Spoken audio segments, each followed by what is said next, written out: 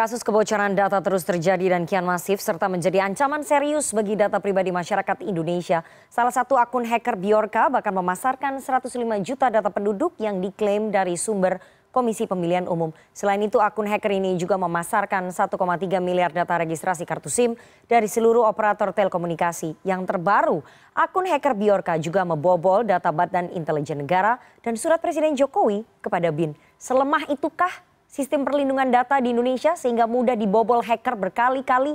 Untuk membahasnya lebih dalam kita sudah terhubung melalui sambungan Zoom dengan Ketua Lembaga Riset Keamanan Siber CISREC, Pratama Persada. Selamat sore, Mas Pratama. Selamat sore Mbak Rifana. Dan Kepala BSSN Hinsa Siburian. Selamat sore Pak Hinsa. Selamat sore Mbak Nana dan selamat sore pemirsa yang saya hormati. Dan Mas Pratama ya dari London. Selamat sore. Saya mau ke Pak Hinsa terlebih dahulu. Pak Hinsa, apa yang sudah dilakukan BSSN untuk menyikapi adanya kebocoran data berkali-kali ini?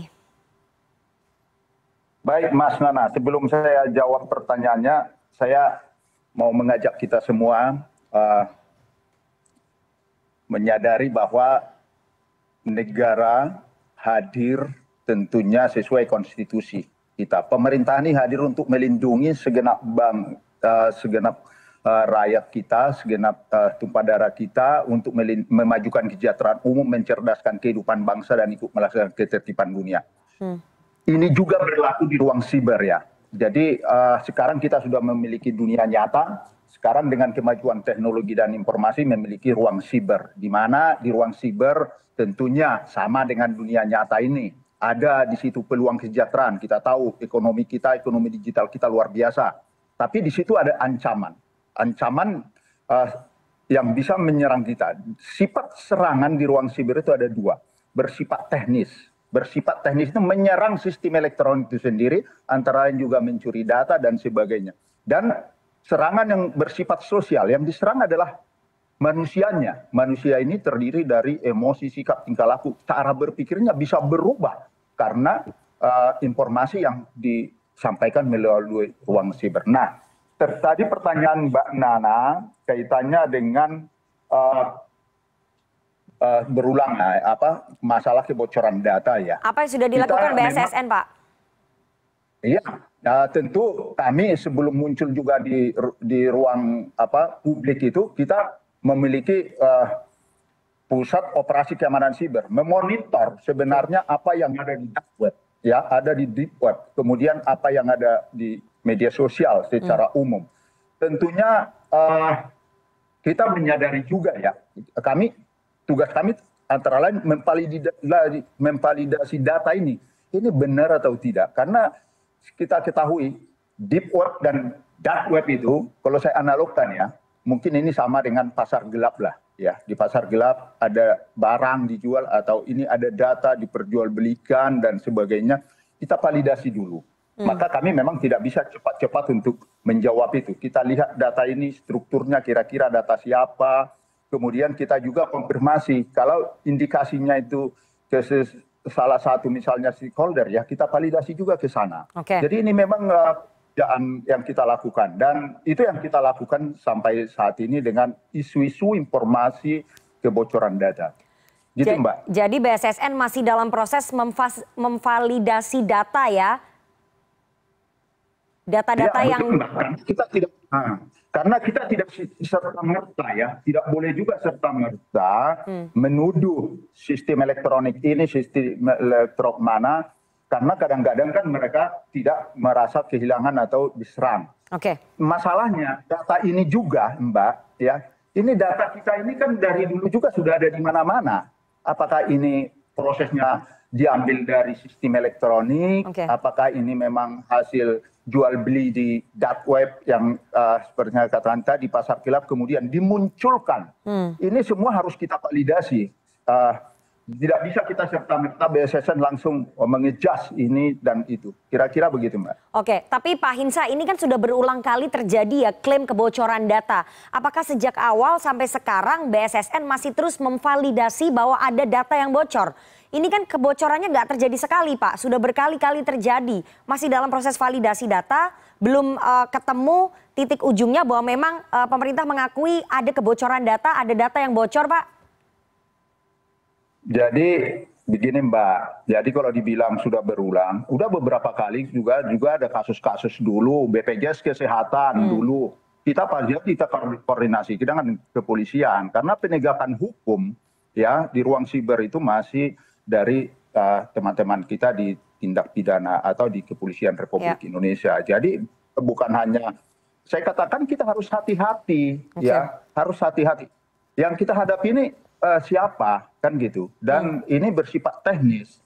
Jangan justru kita memberikan data yang tidak valid. Jadi kira-kira begitu Mbak. Jadi mungkin masyarakat saya menyadari juga maunya cepat kan begitu ya. Kita maklumi juga itu. Oke, saya mau ke Mas Pratama. Mas Pratama, kalau menurut Pak Hinsa sebagai Kepala BSSN ini masih dalam proses validasi data. Jadi pemerintah sangat hati-hati sekali dalam merespon kejadian kebocoran data yang sudah berulang kali ini terjadi. Apakah ini langkah yang cukup untuk merespon persoalan kebocoran data ini, Mas Hinsa, Mas Pratama? Ya kalau menurut saya Pak Kepala BSSN memang wajib ngomong seperti itu karena mewakili pemerintah gitu. Kalau saya bilang bahwa data-data yang sudah bocor itu contohnya misalkan data registrasi SIM card gitu. Itu ada sampelnya 1,5 juta lebih data itu sudah terverifikasi bahwa data itu memang data yang benar gitu. Kemudian data dari yang dibilang dari KPU gitu, saya juga memvalidasi beberapa NIK dan KK-nya udah pasti benar. Nggak mungkin ada orang bisa merekayasa 1 juta lebih data dengan sangat tepat, itu kayaknya nggak akan mungkin gitu.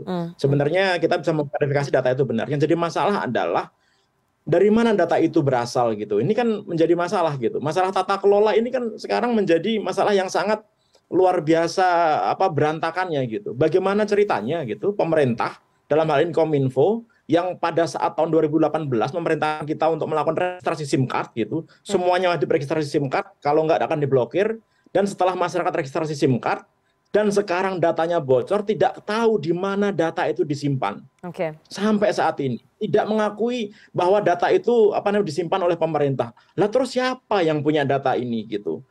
Kemudian yang lebih memperhatikan lagi gitu, ketika ditanya mengalihkan itu tanggung jawab BSSN loh. Emang BSSN ngerti data itu disimpan di mana? BSSN kan hanya ngomongin masalah security, keamanan gitu. BSSN sudah membuat standar keamanan begitu. Diterapkan apa enggak itu kan jadi masalah ya kan? Nah, kemudian ketika pemerintah penanggung jawab terhadap data ini ngeles gitu, KPU ngeles, kemudian Kominfo ngeles, kemudian PLN ngeles, Indihome ngeles, yang jelas-jelas datanya itu valid kok. Saya sudah membuktikan sendiri. Ayo kita challenge coba. Mana data yang dibilang nggak valid gitu? Ya mungkin ada 1-2 data yang nggak valid karena data registrasi SIM card itu tidak semuanya digunakan untuk handphone, ada digunakan untuk GPS, digunakan untuk CCTV, digunakan untuk modem yang memang tidak bisa kita gunakan untuk pemanggilan atau untuk WA gitu. Mana yang nggak valid sebelah mananya gitu. Nah hal ini yang menurut saya harus dihindari ya gitu, dan ini menjadi pelajaran buat pemerintah bahwa ya ini loh sistem Anda itu lemah loh gitu. Anda itu harus bikin gitu, harus melindungi masyarakat gitu. Ini yang jadi persoalan kan masyarakat sudah mempercayakan data yang kepada pemerintah gitu untuk disimpan, untuk diolah oleh pemerintah begitu, tapi pemerintah tidak mengamankan data itu dengan baik. Akhirnya yang rugi siapa? Balik lagi masyarakat yang akhirnya rugi. Akhirnya menjadi korban penipuan, datanya digunakan untuk iklan judi online, petipu pinjol ilegal dan lain-lain gitu. Kalau orang-orang yang pejabat-pejabat itu nggak akan ngerasa gitu, karena mereka nggak mengalami. Kalau di bawah itu mengalami semuanya. Nggak akan ada judi online di Indonesia itu kalau agen-agen atau bandar-bandarnya tidak punya data nomor handphone yang dikirimi iklan judi online itu. Gitu loh. Jadi harus berpikir gitu. Ini bukan masalah yang remeh gitu menurut saya sih Mbak Rifana.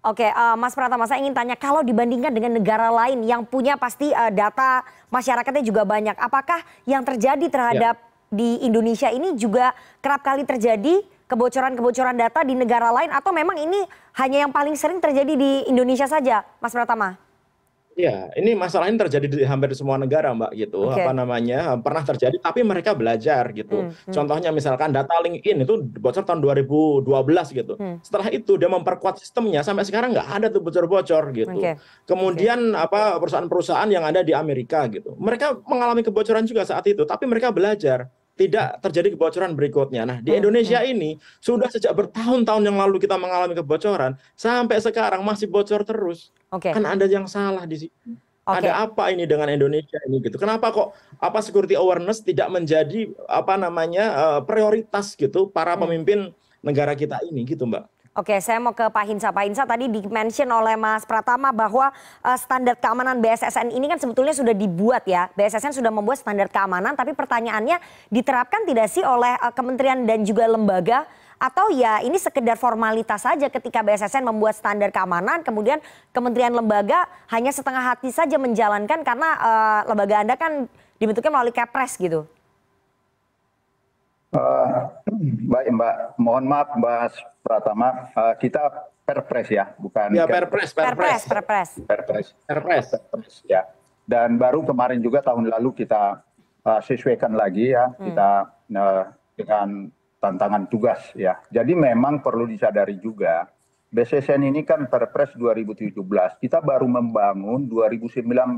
Oke. 2019 kita membangun, saya masuk di pertengahan di situ. Di 2020 kita diajar COVID ya, diajar COVID 2019. Jadi memang pemerintah ya, saya katakan tadi tujuannya adalah untuk melindungi rakyat. Tentu berupaya semaksimal mungkin dan kami juga berupaya dengan kondisi ya, dengan kondisi yang memang tidak mudah. Ya, kita sudah buat roadmap dan sebagainya, tapi tentu dalam hal ini kita berupayalah apa yang bisa kita upayakan. Terutama memang sosialisasi. Tadi pertanyaannya, apakah ya semua kementerian atau semua lembaga itu melaksanakan apa yang kita sampaikan. Ya. Di BSSN ada namanya Pusat Operasi Keamanan Siber, memonitor ya. Jadi setiap saat kita berikan notifikasi.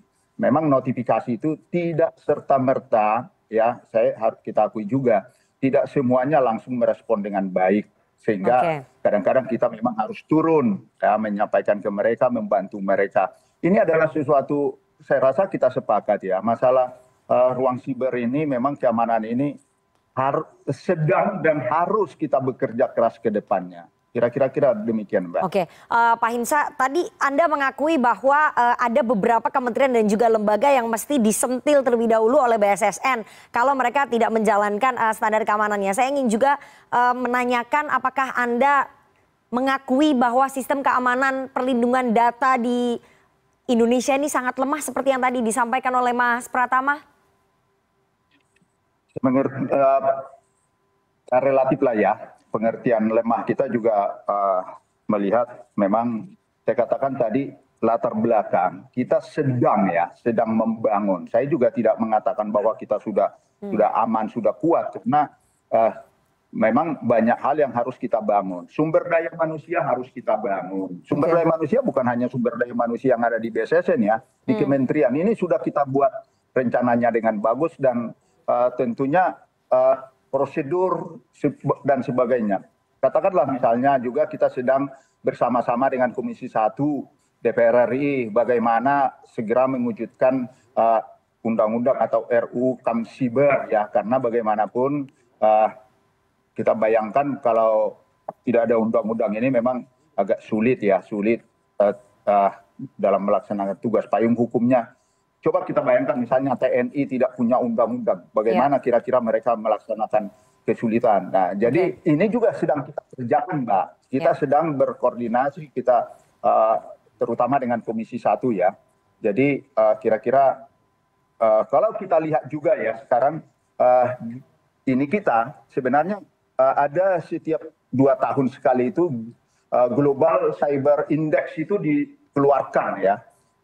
Dan tahun 2020 kita sebenarnya sudah ada peningkatan ini ya. Di tahun 2018 kita masih 74, sekarang kita sebenarnya sudah di 24, di ranking 24 dunia ya.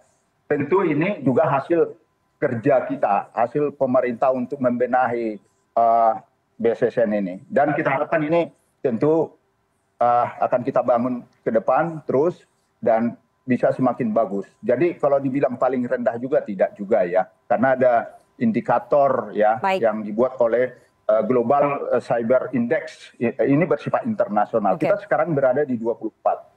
Oke, nanti saya ingin tanya apa akibatnya kalau pemerintah ini terlambat untuk mengatasi persoalan kebocoran data sementara waktu terus berjalan begitu ya, apalagi kita mau menyambut pemilu 2024, apa yang akan terjadi nantinya. Tapi kita harus jeda terlebih dahulu, Bapak-Bapak jangan kemana-mana, tetap bersama kami di CNN Indonesia Newsroom.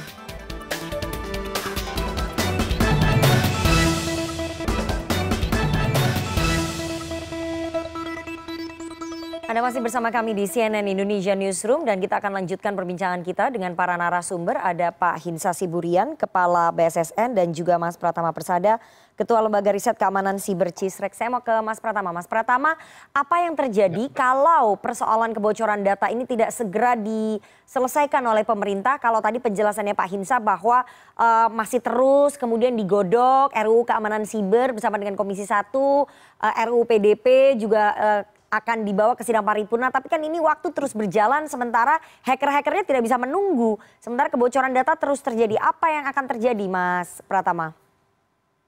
Ya, akhirnya nanti banyak terjadi kegaduhan, Mbak. Kenapa? Karena selain data-data yang bocor ini digunakan untuk melakukan kejahatan kepada masyarakat, begitu, data-data yang cukup lengkap ini, karena dari data SIM card itu dipadukan dengan data dari KPU, begitu, akan ketahuan tuh setiap orang nomor KTP itu nomor handphonenya berapa gitu ya kan. Kemudian digabungkan dengan data-data platform e-commerce yang sudah bocor, Tokopedia, ada Bukalapak dan lain-lain gitu, bisa digunakan profiling. Nah, ini tahun 2024 gitu, menurut saya ini menarik ini. Kenapa? Karena data-data ini gitu jika dimiliki oleh satu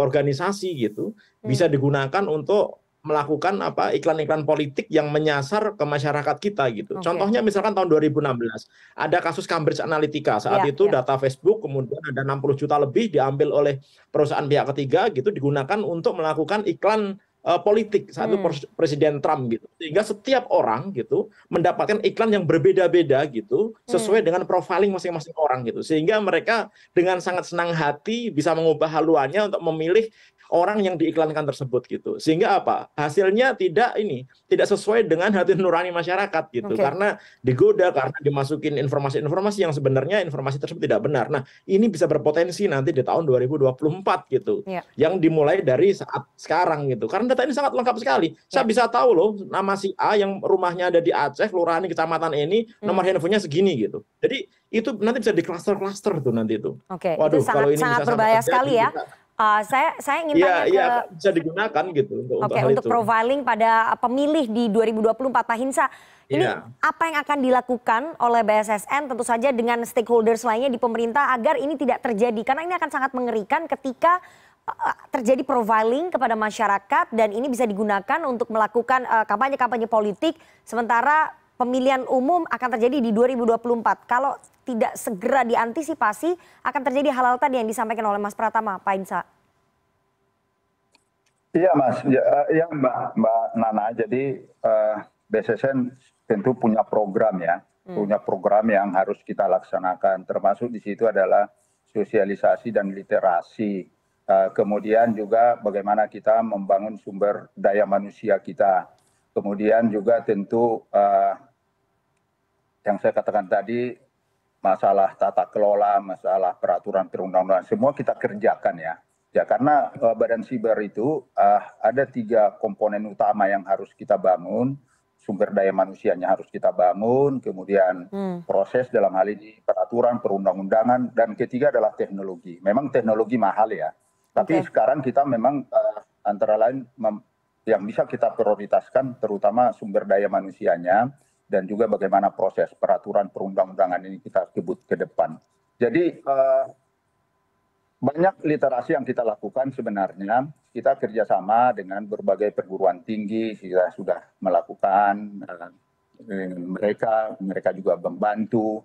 Jadi yang kita harapkan adalah sebenarnya ada kesadaran dari kita semua bahwa persoalan masalah keamanan siber ini persoalan kita semua, sehingga berupaya untuk membangun ya. Dan saya yakin pemerintah, ya terus terang aja Mbak Nana ya, kalau secara saya pribadi melihat, Badan Siber dan Sandi Negara itu hadir baru 2017. Ya. Padahal internet ini sudah sekian puluh tahun yang lalu. Ya syukur kita Pak Jokowi membentuk Badan Siber dan Sandi Negara. Tentu yang saya katakan tadi, kita dalam proses. Nah, ini yang kita ajak semua masyarakat untuk bisa kesadaran masing-masing kesadaran untuk keamanan siber ini. Oke. Kira-kira gitu Mbak. Selain menumbuhkan kepercayaan dan juga kesadaran dari masyarakat untuk sama-sama menjaga datanya, tapi ada tanggung jawab dari pemerintah yang harus dilaksanakan untuk menjaga keamanan data dari warga negaranya. Karena itu adalah kewajiban dari pemerintah, Pak Hinsa. Terakhir Mas Pratama, saya ingin tanya apa yang perlu dievaluasi agar kebocoran data ini tidak terulang kembali. Mungkin yang pertama pemerintah harus mau menerima ataupun mengakui begitu ya memang terjadi kebocoran data. Kalau kita lihat pemerintah negara lain ada yang meminta maaf saat terjadi kebocoran data. Tapi pemerintah Indonesia tidak mau mengambil tanggung jawab itu Mas Pratama. Mas Pratama? Hilang. Mas Pratama?